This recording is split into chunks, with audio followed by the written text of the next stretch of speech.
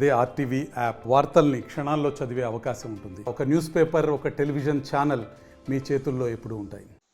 ముందుగా ఈ ప్రెస్ మీట్కి హాజరైనటువంటి పత్రికా విలేకరులకి, అదేవిధంగా వివిధ ప్రజా సంఘాలు, ప్రధానంగా రైతు సంఘాలు, వామపక్ష రైతు సంఘాలు నాయకులకి ముందుగా నమస్కారం. ఈ రోజున ప్రెస్ మీట్కి ప్రధాన కారణం ఫిబ్రవరి 16వ తారీఖున పట్టణ గ్రామీణ బంద్ రైతాంగ వ్యవసాయ కార్మికుల యొక్క సమస్యల మీద ఈ ప్రెస్ మీట్ ఏర్పాటు చేయడం జరిగింది. ఇందులో ప్రధానంగా గత 2 నెలల క్రితం నరేంద్ర మోడీ ప్రభుత్వం నయా భూస్వాములు సృష్టించడానికి, పెట్టుబడిదారి వర్గానికి భూములు అప్పచెప్పడానికి సమాయత్తమై 3 నెలల చట్టాలను తెచ్చినప్పుడు దానికి వ్యతిరేకంగా 13 నెలల పాటు రైతాంగం పోరాడింది. అందులో వివిధ కారణాల వల్ల 753 మంది రైతాంగం చనిపోయారు. అందులో 4 అజయ్ మిశ్రా కొడుకు తుపాకీతో కాల్పులు చేయటం, కారుతో తొక్కించడం వల్ల 4 రైతులు చచ్చిపోయారు. అటువంటి ఒక పెద్ద పోరాటం మన స్వాతంత్రోద్యమ చరిత్రలో, ప్రపంచ చరిత్రలోనే రాజధాని నగరాన్ని చుట్టుముట్టినటువంటి పోరాటం, అహింసా పద్ధతిలో సాగిన పోరాటం.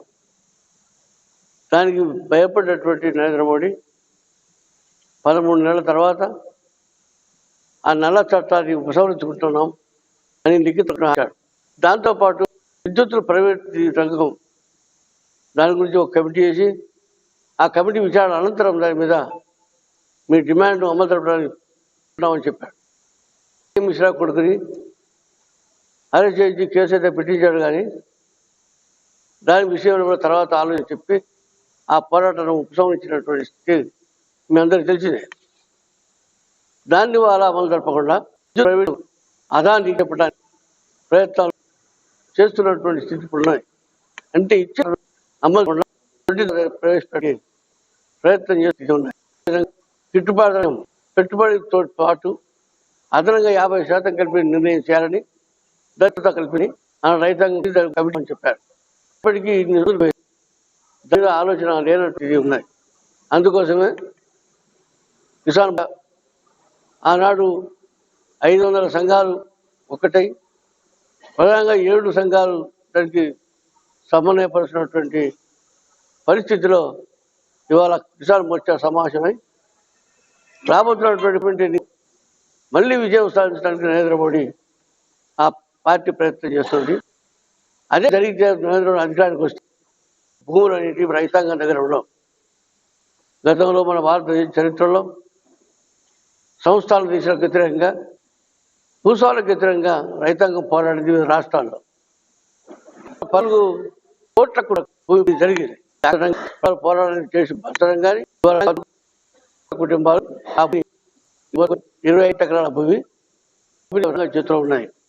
అలా రైతు నీళ్లు కావాలని, విద్యుత్ కావాలి, ఎరువులు అయ్యాలని ఈ మీద రైతాంగం దగ్గర భూమి కాబట్టి కొన్నారు. సగానికి పైగా రైతాంగం ఇవాళ ఉన్నది. కాబట్టి వాళ్ళు ప్రభుత్వాన్ని మార్చుతారు. అంత శక్తి ఉన్నటువంటి ఉద్యమంలో బల ఉద్యమం నిర్మాణం ఈ కాలం జరిగింది.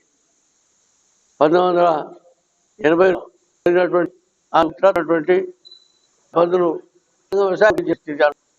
ఇన్ని సంవత్సరాల తర్వాత అల్లడి డిమాండ్లు నడపలేదు. కాబట్టి ఈ నేపథ్యంలో ఫిబ్రవరి 16వ తారీఖున దేశవ్యాప్తంగా రైతాంగం, కార్మిక వర్గం కలిసి మరొక చరిత్రను సృష్టించేటువంటి చరిత్ర సమ్మె జరగాలని, ఆ సమ్మె సంపూర్ణంగా విజయవంతం అయితే ఈ ప్రభుత్వాన్ని నిర్వహించడానికి, ప్రైవేటీకరణ పదాన్ని తొలగించడానికి అవకాశం ఉంటుందని వాళ్ళ అఖిల భారత కిసాన్ మోర్చా ఆ బంద్కు పిలిపించినటువంటి నేపథ్యం ఉన్నాయి. జిల్లాలో గ్రామాలు పెట్టి, గ్రామీణ బంధువులు పట్టణాల్లో సమావేశాలు పెడుతూ కార్మికుని పోరాటానికి ఉపక్రమించే స్థితి అనుకుంటున్నాం. కాబట్టి పోరాటం ఒక్కసారి జరిగింది. 2 నెలల కాలము రాజరెడ్డి ఇవాళ గెలిచింది బీజేపీ, చైనాపూడి గెలిచింది, మరి రాములు గెలవడానికి. కాబట్టి అది గెలిచే పరిస్థితి ఉన్నది. ఇప్పటికే రైతాంగం ఈ భూములు వదిలి కౌలు చేయడం, ఆ కూలి పని చేసుకునే పరిస్థితికి, ఇలా పట్టణాల్లో కార్మిక వర్గంగా మారడానికి మనం కనపడతా ఉన్నది. గిట్టుబాటు లేక, ఎరువులు సక్రమం రాక, తుఫాను లాంటి పెద్ద పెద్ద ప్రమాదాలు జరగడం వల్ల కొన్ని కోట్ల ఎకరాల భూములు దెబ్బతిన్నటువంటి స్థితి ఉన్నాయి. కాబట్టి అటువంటి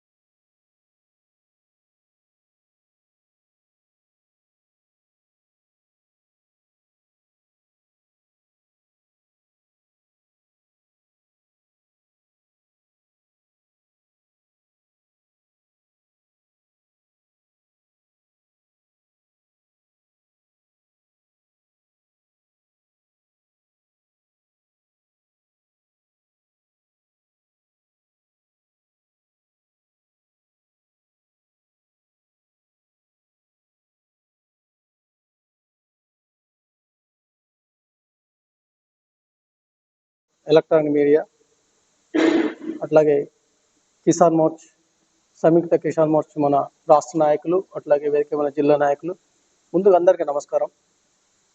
అన్ని విషయాలు కూడా మన ఐలయ్య గారు చెప్పడం జరిగింది. రైతులు ఈరోజు మనం చూస్తున్నాం, తెలంగాణ మన కేంద్ర ప్రభుత్వం వచ్చిన కాడ నుంచి 10 సంవత్సరాలు బీజేపీ పరిపాలన భాగంగా రైతులు పండించే పంట గిట్టుబాటు ధర లేకుండా అనేక సంవత్సరాల నుంచి కమిటీలు, స్వామినాథన్ కమిటీ వేసేసి 50% వాళ్ళ పెట్టుబడి ధరలో ఎక్కువ ఇచ్చే దాంట్లో అలాంటి కమిటీలు తీసుకొని దగ్గర పెట్టుకొని కూడా రైతులకు ఎలాంటి కూడా చేసే పరిస్థితి లేకుండా ఉన్నది. ఇంకోటి ఏంటంటే, చారిత్రాత్మకంగా మన ప్రపంచంలో జరగని విధంగా రైతులకి ఒక 3 చట్టాలని రద్దు చేసే క్రమంలో బీజేపీ ప్రభుత్వం మీద పెద్ద 2 లక్షల మందితోని 13 నెలల నుంచి ఆ ఢిల్లీ రాజధాని ముట్టించి అక్కడ చలి, ఎండలు, వానలు ఏం లెక్క చేయకుండా ఒక 700 మంది అమరులయ్యారు. దాంట్లో ప్రభుత్వం దిగివచ్చి వాళ్ళని ఆ చట్టాలు మేము నల్ల చట్టం రద్దు చేస్తున్నాం అని చెప్పేసి ఆ మేరకు ఇంకా దానికి ఆమోదం పొందలే, ఇంకా అట్లే ఉంది. ఆ రకంగా వాళ్ళు ఈ కేంద్ర ప్రభుత్వం వచ్చిన తర్వాత రైతులకు ఎలాంటి గిట్టుబాటు ధర లేకుండా వాళ్ళకి ఆరు బయట ఏమున్న రైతులకి ఎలాంటి ఈరోజు చాలా మంది చూస్తున్నాం, చాలా మంది అప్పుల బాధలు అయిపోయి కూడా వాళ్ళు ఊరేసులు చచ్చిపోయి ఆత్మహత్యలు చేసుకునే పరిస్థితి చాలా మనం చూస్తున్నాం. చాలా ఈ పరిస్థితుల్లో రాష్ట్రంలో చూస్తున్నాం, దేశంలో చూస్తున్నాం. వాళ్ళకి ఇలా పండించిన గిట్టుబాటు ఎంఎస్పి కనీసం ఈరోజు రైతులు కానీ ఏ పంట పండించడం అకాల వర్షాలతో పాటుగా ఈ సమస్యలు మేము ఎందుకు చేస్తున్నాం? ఈరోజు సంయుక్తంగా ఏంటంటే, కిసాన్ మోర్చా ఆధ్వర్యంలో 16 జరిగే బంద్ కార్యక్రమాన్ని విజయవంతం చేయాలి. ఈ ప్రభుత్వానికి కేంద్ర ప్రభుత్వానికి కనువిప్పు కావాలి. వాళ్ళకి సమస్యల పరిష్కారం, రైతులకి ఈ రైతులేని రాజ్యమే ఇబ్బందిగా ఉంటుంది. ఈ దేశంలో ఉన్న రైతు ఉంటేనే మనం అందరం సుభిక్షంగా మనం బతకగలుగుతాం ఈ ప్రాంతానికి. అలాంటి వాటికి ఎలాంటి ఇబ్బంది లేకుండా కార్పొరేట్ వ్యవస్థకి ఎప్పటికప్పటికి వాళ్ళకి అందించాలనే ఉద్దేశంతో కూడా అనేక చట్టాలను రద్దు చేసి వాళ్ళకి ఆదాన్ని వాళ్ళకి పెట్టాలనే ఉద్దేశంతో ఈ కేంద్ర ప్రభుత్వం చేస్తున్న విధానాన్ని వ్యతిరేకంగానే ఈరోజు కార్మిక చట్టాలు, రైతాంగ కార్మిక చట్టాలతో పాటుగా భూ సంస్కరణ చేసిందంటే, భూమి ఎప్పుడైనా అటు హక్కుల భూమి కానీ ఏ భూమి అయినా కూడా వాళ్ళ అవసరాలు దృష్టిలో పెట్టుకొని ఎప్పుడైనా చట్టాలు పార్లమెంట్ చేయడం జరిగింది. దాని ద్వారా ఏం చేస్తారంటే, ఏ టైం ఏ రైతు ఉన్నా కూడా మేము గుంజుకున్న ఆస్కారం మాకున్నది అనే చట్టాలు చేశారు.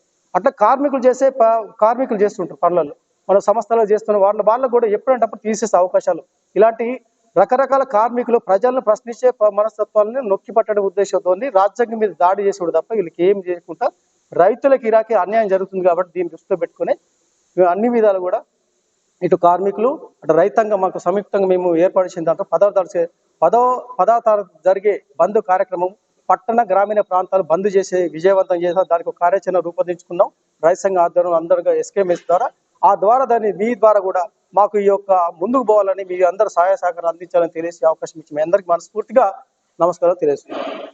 మరిన్ని వీడియోస్ కోసం ఛానల్ ని సబ్స్క్రైబ్ చేయండి, లేటెస్ట్ అప్డేట్స్ కోసం వాట్సాప్ ఛానల్ ని ఫాలో చేయండి అండ్ లింక్ డిస్క్రిప్షన్ లో ఉంది.